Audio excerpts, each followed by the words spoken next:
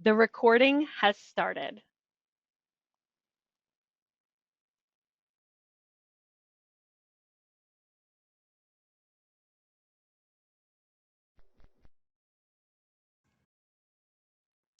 Hello, everybody. Before the presentation starts, I would like to read the online accessibility statement, which serves as a reminder of resources available for our students. Access and accommodations. Your experience here at Southern New Hampshire University is important to us. It is our policy and practice to create an inclusive and accessible learning environment.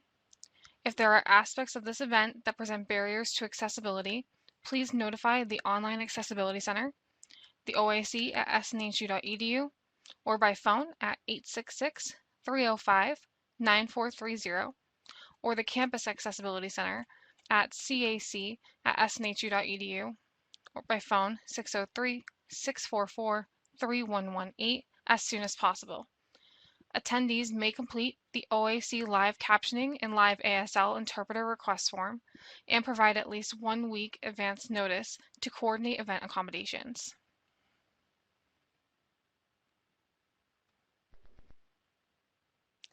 It is my pleasure to introduce you all Dr. Linda Ellington. Dr. Linda Ellington conducted her doctoral research at the University of Oxford and the University of Warwick in the United Kingdom. She is a faculty member at Southern New Hampshire University. Her textbook, written with co-author Dr. John Pisapia, has been adopted as a business textbook for major universities in the United States. In addition, numerous universities worldwide, including Harvard, have cataloged her chapters within textbooks. Her teaching has reached many states in the United States and South Africa. She sits on several doctoral dissertation committees, including the University of Johannesburg, South Africa. Linda is a member of the editorial board for a major international textbooks, as well as an associate editor for the International Journal of Adult Vocational Education and Technology. In her spare time, she has published 8 children's books, and you can also find the link to her LinkedIn account. Okay.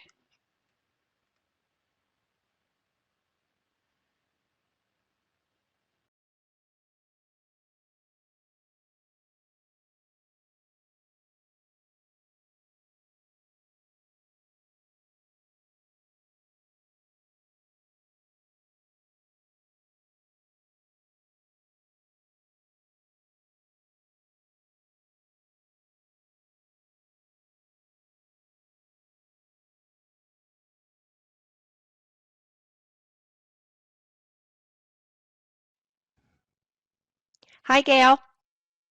You should be all set, Linda.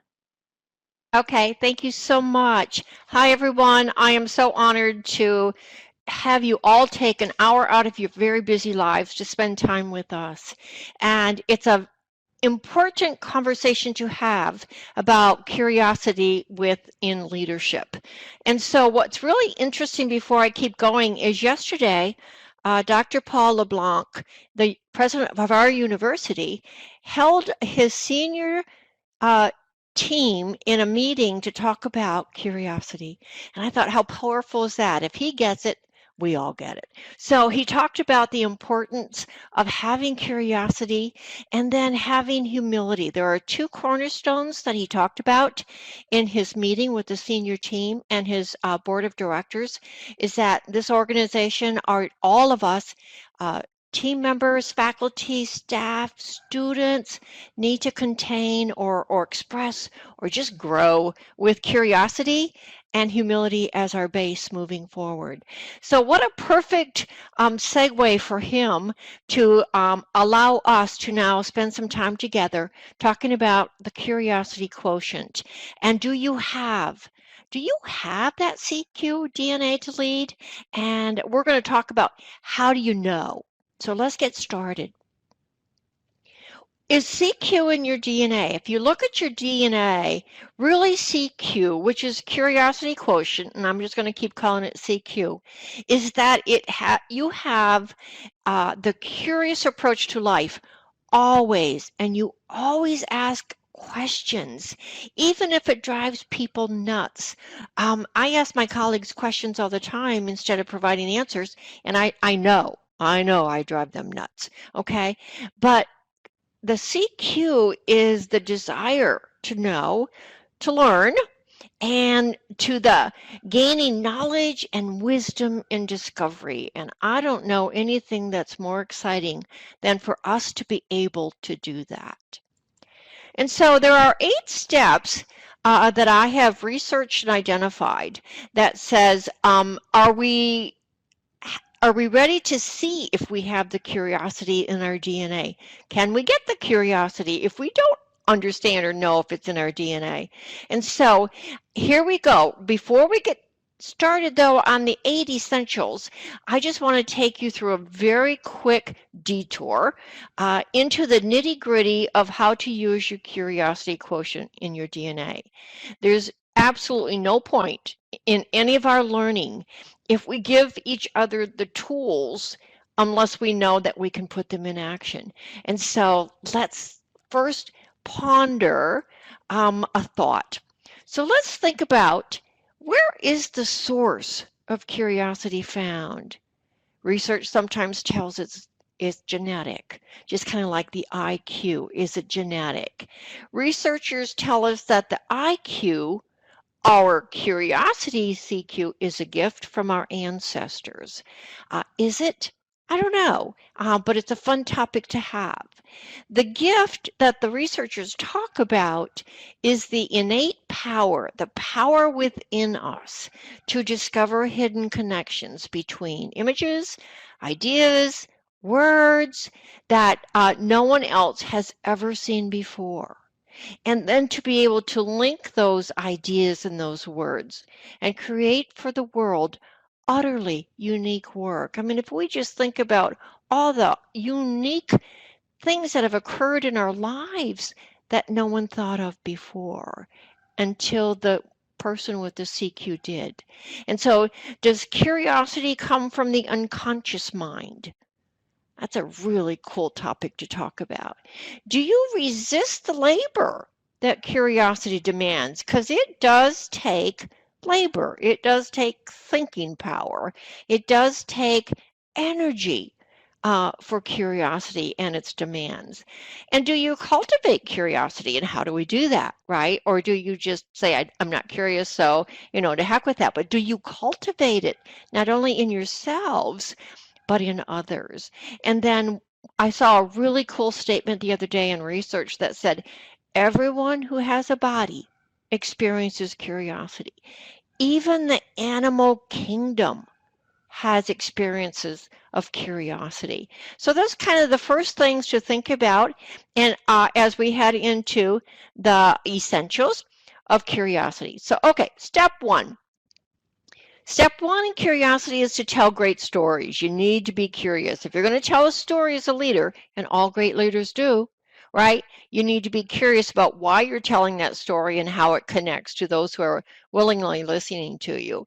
So if storytelling, we all know, predates written communication. If we just take a tour through the caves, we will see stories in pictures, right?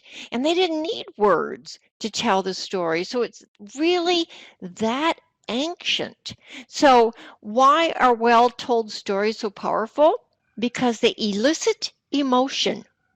They elicit emotion, positive, negative, but it's emotions. And so also our brains are wired for storytelling. Their research tells us that, I did a study at MIT, and the research in our brain tells us when we're listening to a story, there's certain part of neurons that elicit red. And that's excitement and emotion, and we tend to remember that information much, much longer. And so it activates parts of our brain that a listener then turns into maybe their own idea or their own experience, right? And so step 2, and you can see your DNA on the right-hand side, is accept that being curious is an art. It's not a science. It's an art. And if we can kind of let go and think about this canvas that we have called life, right?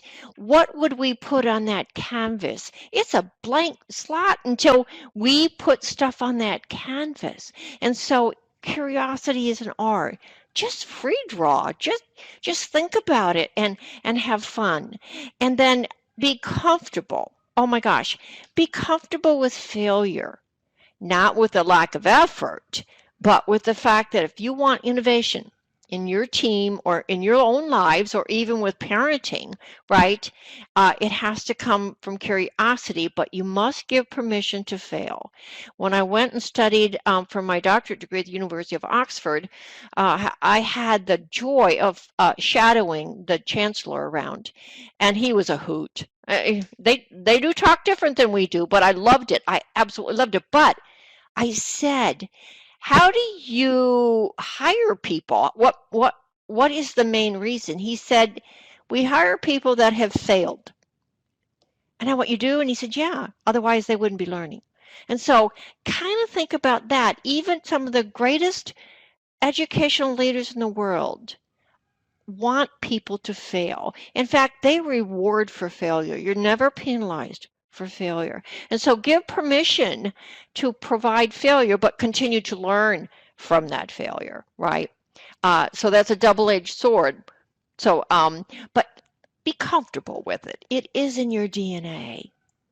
Step 3 in your DNA is the courage. Oh my gosh, this comes with courage, and you need to break through those blocks and use the courage to keeping a notebook and a journal. Yes, some of your classes require journal writing, some of them require notebook writing. Don't think of that as a minor or just work that has to be done because some professor said it had to be done. Oh, no, no, no, no. What you want to do is have the courage to say, I do keep a journal. I do keep a notebook. Excuse me. I studied international leaders inside the education, outside education, businesses, and they all, the great ones, all kept a journal. And I used to say, why? And they said, who could remember everything that went on during the day if they don't write it down at night? Nobody will. Right? It's just the mind is too rapid on, moving forward. And so have the courage to keep a journal, keep a notebook. And you guys know how Southwest Airlines got started. 3 lawyers were sitting over a beer. They used a napkin and they jotted down stuff down in a notebook. And they created Southwest Airlines. They had no clue, but they knew that this could be done, and they wanted to see if they could do it. So even over a beer, they jotted down ideas in a notebook. One of them didn't even have a notebook with them. He used napkins. So have the courage to do so. And then you do not need to link your hard conclusions or measurable results, but rather linked to exploratory, free-flowing, unfinished non-judgment practice of encouraged freedom of thought.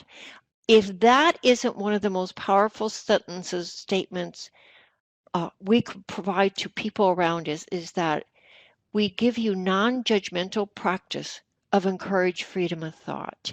To me, that's a very powerful statement. And in your notebook, in your journal, you might ask, well, what the heck do I keep in this stuff, right?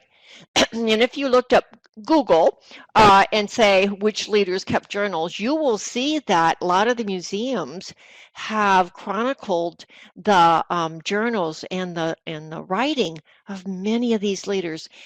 And you will be so delighted to see what they wrote or what they draw. Sometimes in your journal, you don't need to use words. Just draw a picture. And the picture's just a picture. It doesn't need to be artist quality, right? And so in your notebook or your journal, use jokes and fables. I mean, this is for you to remember, why did I make this decision? Why did I think about this thought? What can I do with this thinking that we had today with freedom of thought? And then write down who you admire. Why? Why do you admire them? And then prophecies. Oh my gosh, write them down. Even if you don't know all of them, but jot down maybe words of prophecies. And then plans for inventions. I bet many of you have said, Oh, I could have thought of that and did that idea. Why didn't I think of that? If you think about the paperclip, if you think about the sticky notes, some guy was walking around with his dog and a burr got caught on his sock. He goes, well, why can't I use that somewhere else?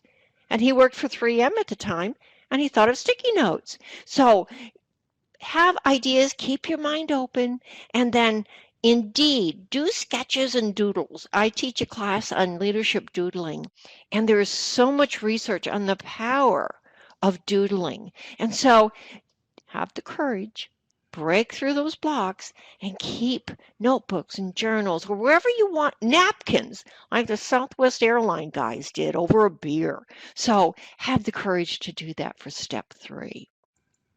Step 4, this is really sometimes difficult for us to do. And what we want to think about, how do we sharpen our question asking abilities? Sometimes when we ask a question, we really don't have the ability to answer it, so we ask it back. Perfect. Absolutely perfect. So think about, if you want to have an answer that might help, ask the right question. If we don't know the right question, then brainstorm about what the question might be. And so you want to sharpen that ability. And so successful problem solving, right, requires us to reframe the initial question. Maybe we're asking the wrong question, right? And if we ask the wrong question, what kind of answer are we going to get? Maybe the right one, who knows? Maybe not the right one.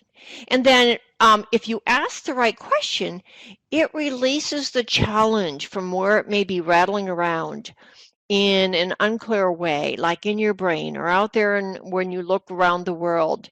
And it just might be rattling around in an uninformed and unclear way that might be keeping us from seeing too clearly.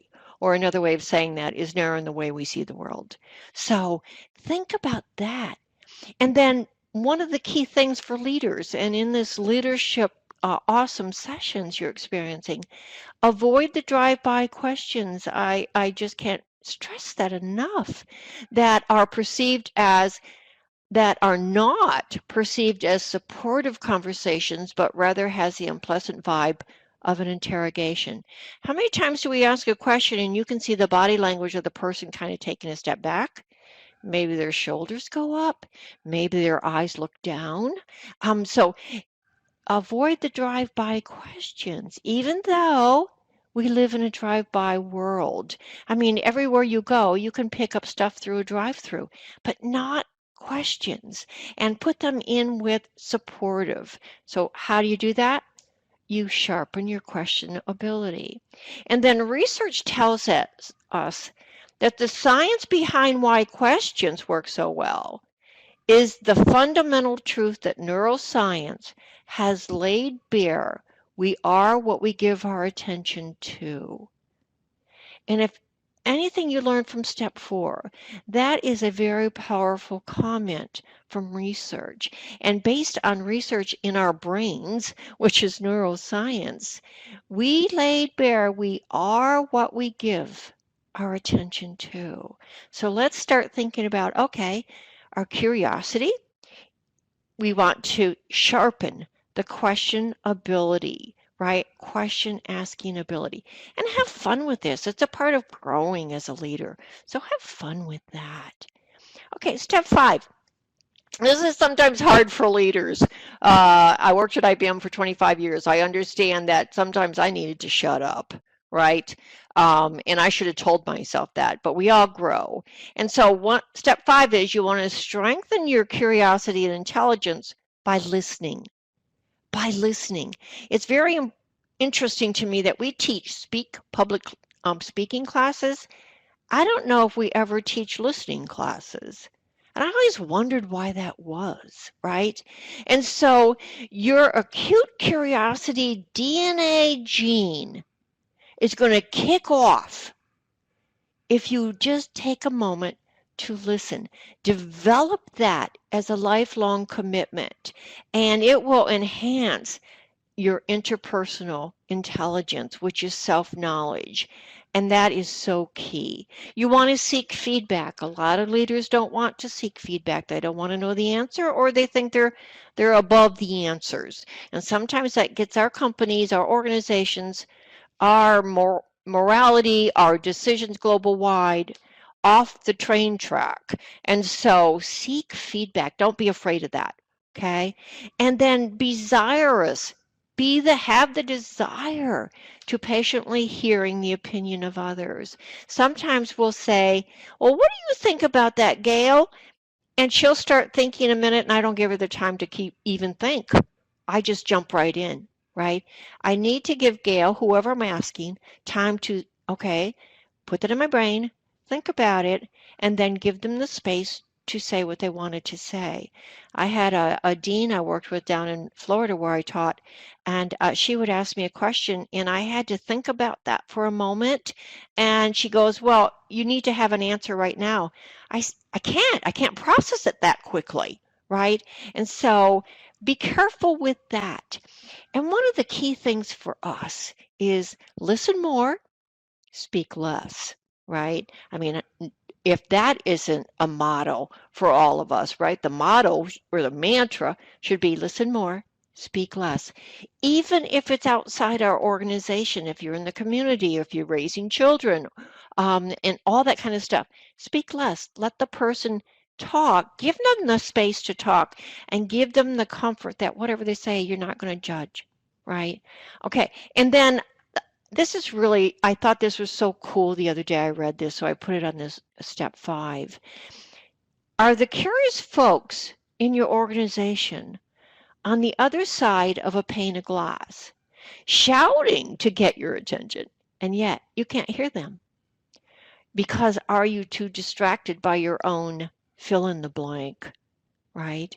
I mean, can you see, even if it's just, figuratively, are they knocking on the pane of glass into your office and saying, I need your attention, and yet you don't hear them because you're too busy maybe talking yourself, or you're too distracted by your own whatever fill in the blank. So step 5 is really a developmental, a growing. And so if you mess up, you fail, pick yourself up and keep going, right? Have the courage and permission to give yourself to fail, even at listening. Step 6 is to create the energy field. Oh my gosh, create the energy field radiating from a work and potential. Your organization, yourself, mine, we're all work in potential. We all have potential and we're a work in it. So create that energy field in your organization or even in your community or even in your house that radiates. I know we're all a work in potential, right? And so have fun with that.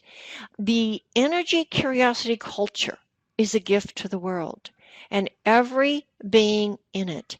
And what a great legacy you all would have and leave if people came to the end of your life and said, that person created a culture that was a gift to the world and every being in it. I can't think of a better legacy, right? And then the next one of the deans told me yesterday that this one is now written as a sticky note on her computer. Do not cheat on the contribution everyone can make. And for the dean to write that and put it as a sticky note so that she never forgets that, I mean, how cool is that, right? I mean, so we all, whether you're a dean or whatever you are, right? That's very powerful. Don't cheat. Don't not forget, right? I don't even know if that's English proper. Good thing I don't teach English. Okay, now, what you want to do to create that energy is you have to create an environment that has a healthy sense of curiosity with the intellectual perspective, empathy, and humanity. which is a vital part of responding to the unexpected, which we've all gone through this past year, and then adapting to new realities, which we are all moving through this year. So if you think about what we went through last year, what we are now moving through this year, and we have a healthy sense of curiosity, and link that to our intellect, link that to our empathy, and then humanity. And as Paul LeBlanc said yesterday to his senior team, and humility. If you link all those together, the culture you just created will be healthy. And that is energy-filled work and potential. I would work in that organization for the rest of my life, right? 7, this is the Pixar plussing strategy. I study Pixar a lot because they are so creative. And how do they do that? They don't hire every person that's a 1 to 10, a 10 on the scale of curiosity. They build them, they grow them, right? And so how do they do that? It's called the Pixar plussing strategy.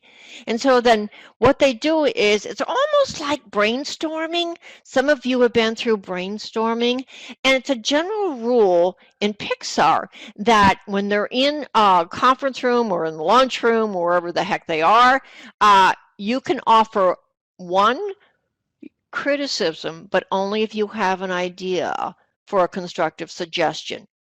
So what you want to do is you get in a meeting and you talk about, we're going to talk about and design this meeting through a Pixar plussing strategy, kind of like brainstorming. No idea is off the table, so you write down the ideas. And you, though, the rule in the room is you cannot shoot down that idea unless you have an idea that would add to make that constructive, right? Hence the name plussing. You build, you build, you build. And there are 3 principles of plussing in the Pixar world. Accept every idea. Use yes and instead of yes but. How cool is that?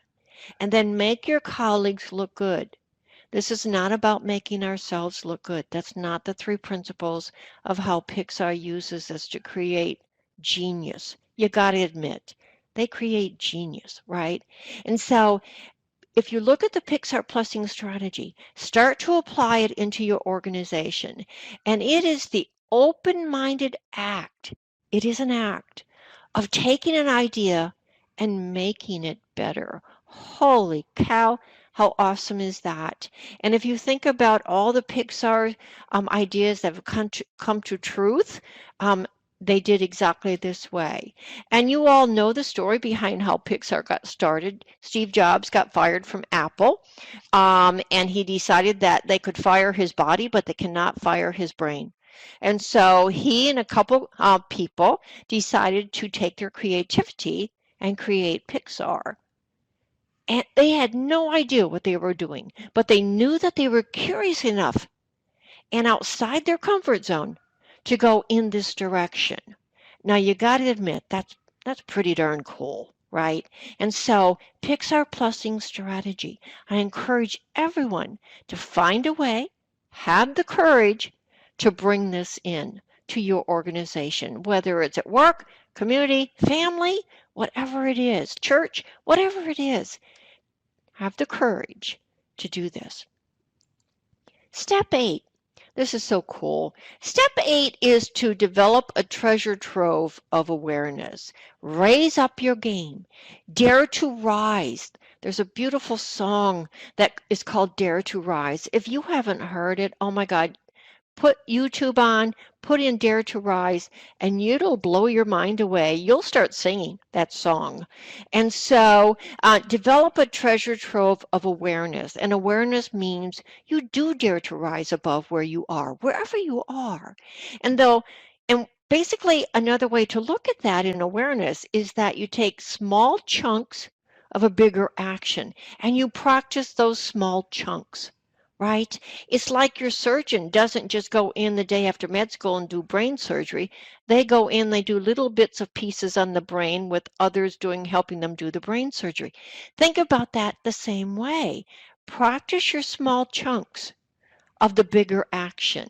And then what's really important is in your treasure trove, don't try to incorporate all the ideas from this session all at once, right?